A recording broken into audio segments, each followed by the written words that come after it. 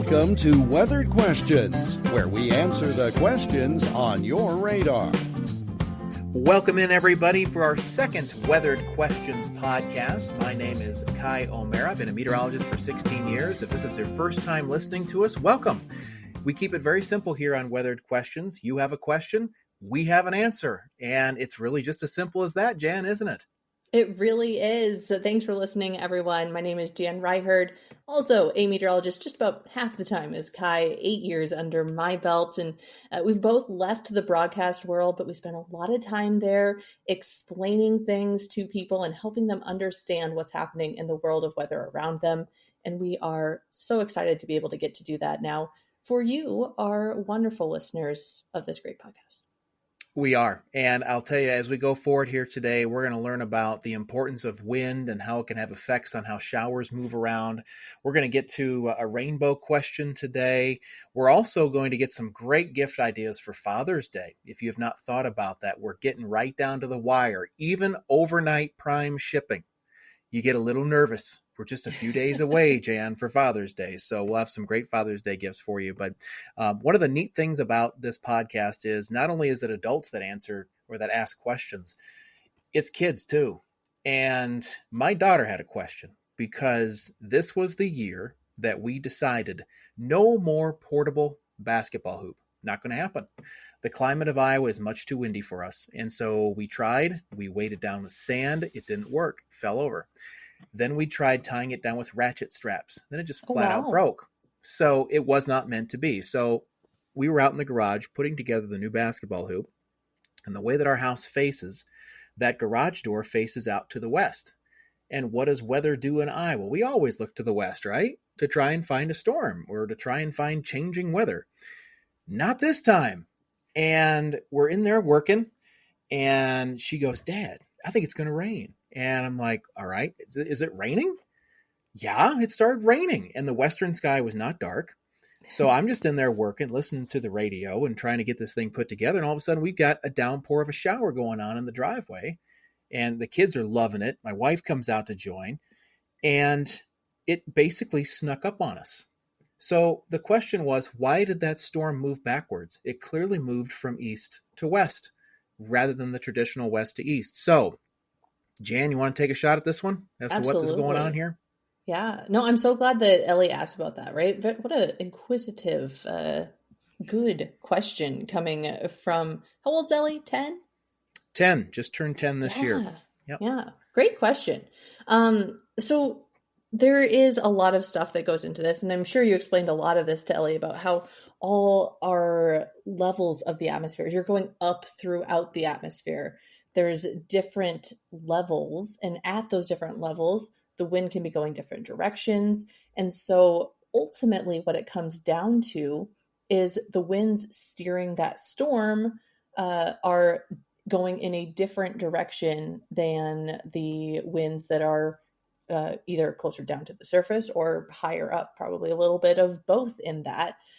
In the United States, what we as meteorologists refer to as like the mid latitudes, right? That area kind of further up north of the tropics and not quite up into that polar region, we tend to have our events and our wind and our weather come from the west because we're in that area called the westerlies. You may have heard of that, or some areas will have the easterlies, right? And that's areas that are either, again, further south, closer to that equator, or further up to the north. And that's just the area or the direction of the wind that's forcing the weather around. So ours normally comes from the west. But again, if you have that higher up layer of the atmosphere that's kind of changing things up a little bit, then that's going to shift how our weather is actually coming in those different directions. In a very simple term, if you think about the average thunderstorm, maybe the average thunderstorm is 40,000 feet up. So from the surface to 40,000 feet, we've got a storm that's going on. So let's just make it simple for everybody, 0 to 40, okay? Mm-hmm. If our winds are blowing from east to west at 20,000 feet, it really doesn't matter what we do at the surface because there's so much more of that storm being affected in those upper levels to steer that storm around. It's actually called the steering winds in meteorology at about 20,000 feet. It's about halfway up the practical atmosphere. So it's enough to steer that thing westward in this case, which, yeah, it kind of snuck up on us. We were glad we had a garage for sure with something like that. It was a fun moment. It was a teachable moment. And it was just one of those deals that, again, quite frankly, I had not looked at the forecast at all that day. Was doing other jobs, and I'm just going, well, I'm going to be working in the garage anyway, so what's the difference? Yeah. But then, of course, when it did rain, there was a little bit of a westerly component to the wind. So what did it do? It blew in our garage. So we've got a storm going east to west. All the while, the surface winds are just kind of pushing that water into my garage a little bit. And I'm going, well, whatever. It's a metal basketball hoop. It'll be fine. But it was one of those things. It's not always what it seems. Those surface winds don't always drive this process. So it's a great question from Ellie. I was surprised that she asked me that. And I just thought I'd share it all with you here today. I've actually kind of had one similar question to that, Kai, in it kind of an unrelated circumstance, but similar in terms of that weather moving backward, where if you've ever looked at radar or, the weathercast on TV and you see that entire kind of almost cinnamon roll of weather happening overhead. And so for half that storm, the weather is moving west to east, but on the other half of it, sometimes those storms are moving in the other direction. So that can also be part of what's happening sometimes. And I know my brothers like to ask me about that usually and ask why things are moving backwards. So again, a related circumstance. Yeah, and it's visible on the satellite. It's not just that down near the surface, but also in the upper atmosphere. That swirl of wind can totally control everything as we go forward. All right, moving on to our next question. This one coming in from Central Iowa, Sarah in the Urbandale area, asking us that she mentioned she was painting a beautiful watercolor picture one evening and noticed some sun rays that were almost seemingly reaching all the way down to the earth, and asking, what are those? Why do they happen sometimes but not other times? What's going on with those? So great question. Thank you, Sarah, from the Urbandale area, for sending in that question. Kai, do you want to take a stab at that? Sure. My best guess on that is going to be that we have something blocking the sun in one way or the other. It's probably not a building, because that's more of a shadow that's cast on things. Most likely it's probably a cloud or some kind of cloudy feature in the atmosphere that's blocking either part or most of the beam. And it's kicking it out into various directions when that happens. So when that does occur, it tends to scatter the sunlight out, and you can probably get a pretty good looking ray of sunlight to come off of these clouds that do get in the way of the sunshine. And it can happen fairly quickly, from what I understand.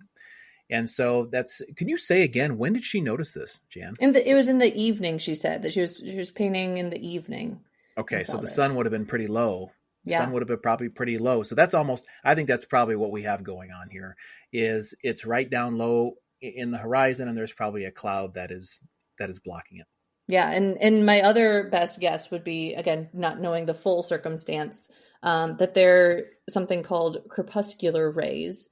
And so again, that goes into that blocking feature. And it's when, you've got your various layers of clouds, because again, remember where your sun is versus you looking at them, and you've got different clouds in between, and maybe they're clouds over your part of the earth, or they're clouds further out, maybe well far away across the country or something like that, that can be kind of blocking out the sun rays in different facets. So crepuscular, which is a fun word, actually comes from the Latin word for twilight. So a lot of times we see those crepuscular rays right around either sunrise or sunset. We often get those questions around sunset more. It seems like people are more up and at 'em at that point, and not as curious maybe about weather in the early morning hours. But yeah, so a couple different explanations there for what's going on overhead for you, Sarah.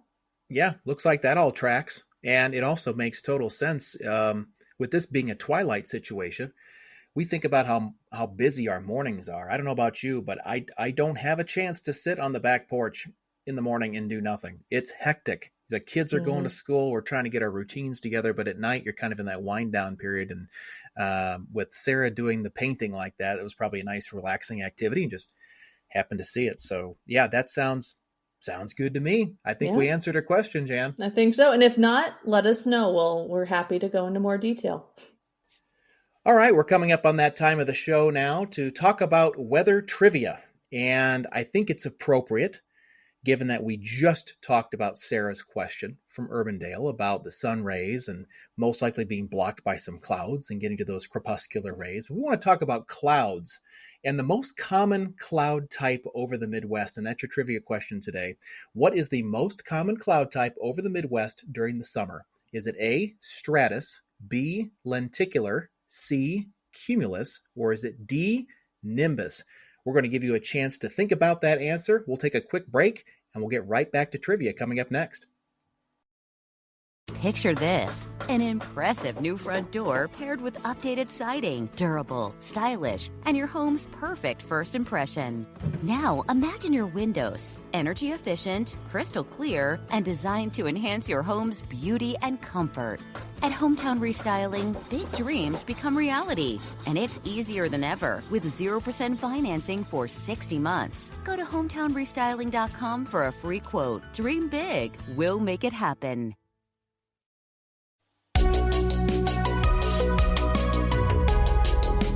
Today's trivia question.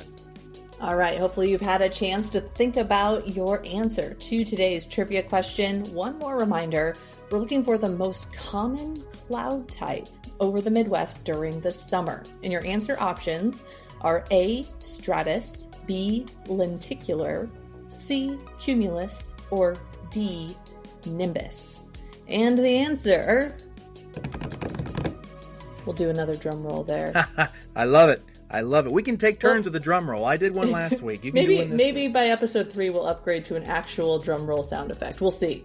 But yeah, our answer is cumulus. So C, if you answered cumulus, congratulations. You win bragging rights. Well, we don't have anything else at this point. Maybe we'll get a prize eventually. That would be cool to send a prize to somebody. But the cumulus cloud is really one of those that we think about. I think even as kids, when we just say, draw a sun and draw some clouds in the sky, what do you think about?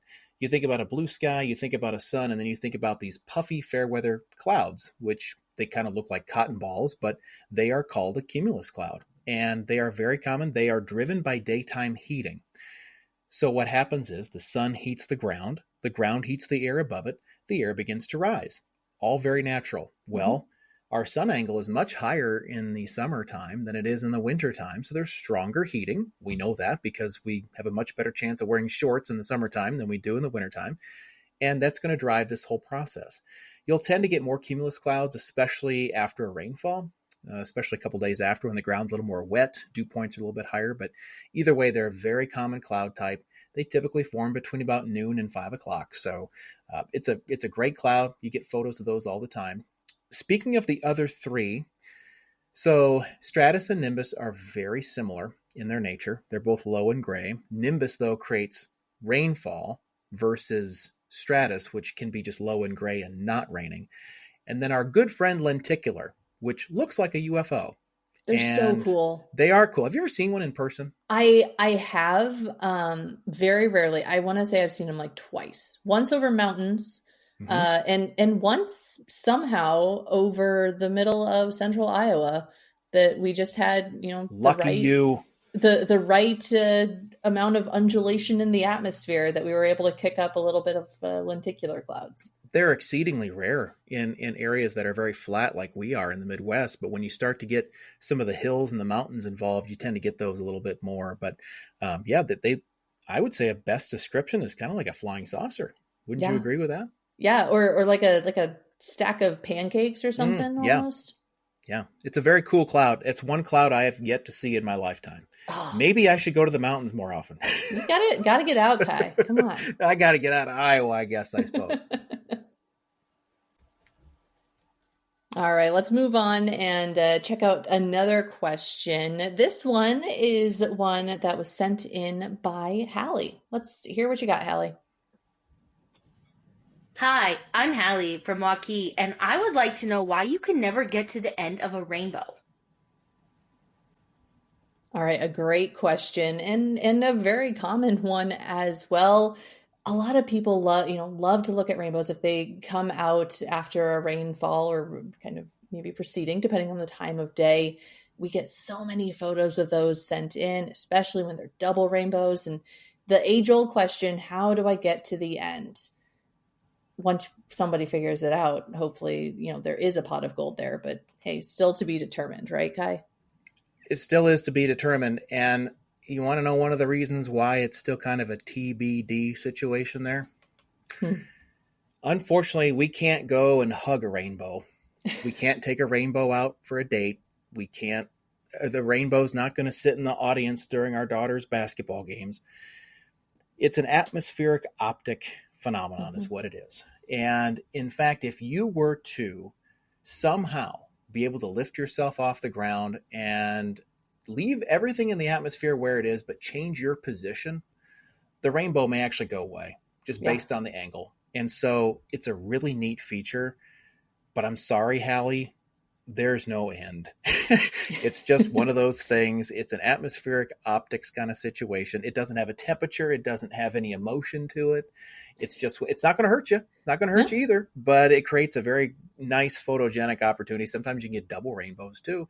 And I will tell you that the answer to that question, if she decided to come in and say, well, now what about a double rainbow? And I'll say, well, same answer. I'm sorry. There's no finite end, but it certainly is a beautiful thing. And atmospheric optics could be a whole show.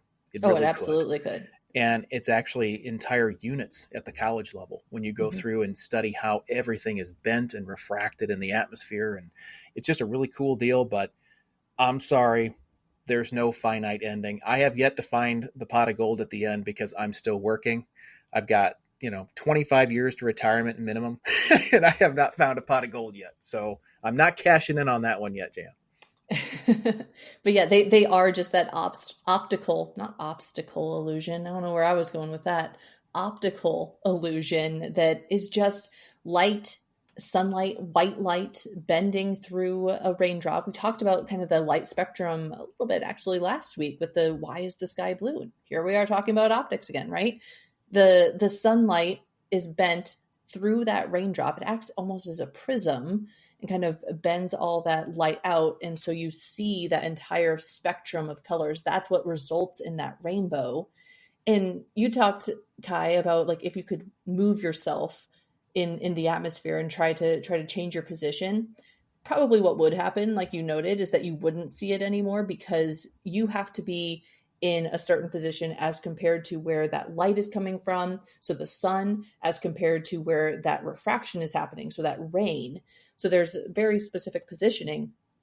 However, let's just pretend that you could move yourself and you could still see that rainbow. Here's the other reason you're not going to see the end. It's actually going to end up being a full circle. Well, now we're getting to that part of the podcast where we just kind of have a bit of a discussion here at the end. And this week, I think in honor of all the dads here that are listening and maybe some daughters and sons that are listening that have some fathers that are deserving of a really cool gift for this upcoming weekend. It is Father's Day weekend coming up after all. Sometimes weather comes up, grilling comes up, weather comes up, tools and outdoor work come up. But, there are some dads that do get into the weather. And I think it'd be fun right now to just kind of talk about a few Father's Day gift ideas, Jan, especially on the weather station side of things. Absolutely. It's a question we get a lot. Sorry for Kai's daughters. If you're listening, Kai already has a weather station, so you can't do that. You'll have to, maybe we'll get some answers out of him on what he wants for Father's Day here before the end. But they can get me a second one. They can upgrade it. There you go. Now you got an answer. But yeah, a lot of dads are asking, for this. I know I have personally been asked, hey, I want to get my dad or my uncle or my grandpa one of these weather stations. He loves watching the weather. And hey, what good Midwest dad doesn't, right? Everyone's standing out on their porch watching that severe weather come in. Even though you need to stay, aware, everyone loves watching the weather. So what better way to do that than with your own personal weather station? And there's a whole array of different types of mechanics that you can get, from the very technical to the not technical or maybe on the cheap side of things. So a couple different things that you're going to be looking for is really just what do you want out of that weather station, right? Do you want it to be on a display in your kitchen every day? Or is it something that you want sent to your phone or tablet?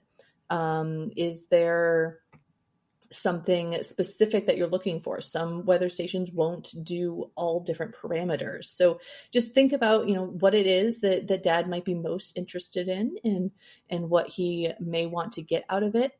And take that to be your first bit of guidance. And then the other kind of general bit of guidance that I'll give you is don't go on the super, super cheap side. You're probably going to be spending at least 50, if not up to 100 or more dollars to get something that's actually going to last you.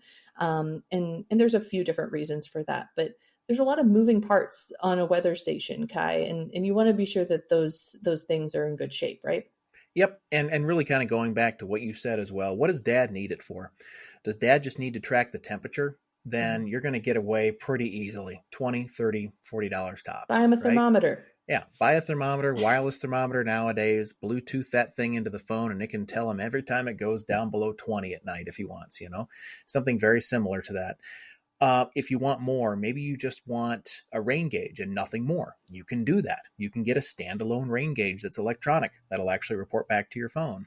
That, though, has moving parts, and you do have to go out there and check it every now and again. Make sure a spider has not created a home in there to create the bucket, at least some type of a stoppage there for the bucket to get going. So that is one thing to consider. Otherwise, I think a lot of folks will gravitate more towards, is there an all-in-one solution for me to get temperature, to get wind, to get rainfall, to get humidity, and maybe even to get air pressure as well. My wife is very sensitive to air pressure. Just a subtle drop or a subtle rise will cause some body aches. So she actually tells me quicker than I can tell of when the weather might be changing. And I'll pull it up on the app and I can see right there, the barometric dropped a little or it went up a little bit, and I can actually see it on my phone. So I will tell you that the weather station I've had it for over 5 years now. I think it's at least 6 years because it was right before the derecho for sure that I already had it in place back in 2020. I have an ambient weather station, and I believe it's the 2902. The WS 2902 is what I've got. I think I picked it up for $150, maybe $200 back several years ago. And keep in mind, Jan and I don't get any kickbacks for talking about this stuff. This is just very straightforward information for you folks to have. I've got the ambient weather station. It does very well with temperature, does very well with pressure and precipitation. It could do a little better with wind, but that's probably my own fault because I don't have it sited correctly for wind. I've got it in the open area, but it's not high enough to get me a great wind reading. It still gets me some wind, but wind is the least of my worries when it comes to weather data. Yeah. And you bring up a good point there, Kai, about where that station is mounted. No matter what weather station you end up with purchasing for yourself, for dad, for whoever, make sure it's mounted properly. So there are certain specs, and hopefully your station comes with kind of some directions on how to mount it. I know mine did at least, but if not, you can look it up pretty easily online about where to put it. So something to keep in mind, right? You don't want your rain gauge under a tree or under a gutter or something that's going to either add extra rain or maybe block out rain from getting there properly. Similarly, with that anemometer or that thing that is measuring the wind, you want to be sure that that's not obstructed.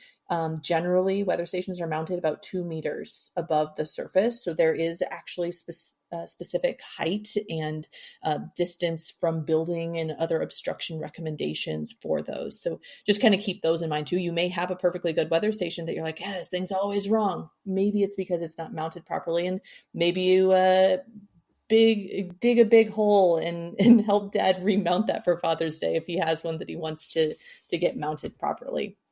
And I think go ahead, Jan, I'm sorry. Yeah, no, you're good. I'll also add in the station that I have just to give a little bit of kind of explanation of how wide the different, the field, I guess, of weather stations that you can get. I have a Weather Flow Tempest, and again, not getting any kickback from that, just letting you know that I love my weather station and it's great. It is on the more expensive side. It's definitely gone up in price since I purchased mine because they continue to improve it. but it is a very great system. And the nice thing about that one is that there's not any of those moving parts that we just talked about. So you still need to mount it out in the open, but it's not going to be dealing with, you're not going to worry about if a spider builds a nest in your tipping bucket or, something gets caught in your anemometer so much. So there are pros and cons, but again, that comes with a higher price as well. Right. And all wireless internet, right, Jan? Everything's wireless in that. Yes. So it comes straight to my phone. No matter where I am, I can get that. And it actually will develop a kind of, AI generated forecast based on your conditions, as well as the modeling around for what to expect moving forward. So it's a pretty slick system. It's come a long time since college. I can tell you that much, especially with some of the technology that we have right now. Yeah, absolutely. We have come a long way, and hopefully that helps it maybe spark a few ideas or help you nail down some ideas for Dad for Father's Day. If you have questions that have been sparked throughout this conversation or ones that we didn't quite get to that you are still curious about, please send those questions in. We would love to have them. Weathered Questions, that's weathered with an ED, questions@gmail.com, and hopefully we can answer those questions. You can send them in via text or actually record them, and we're hopefully going to continue to do many more of these. Thanks for listening, though. Until next week, bye.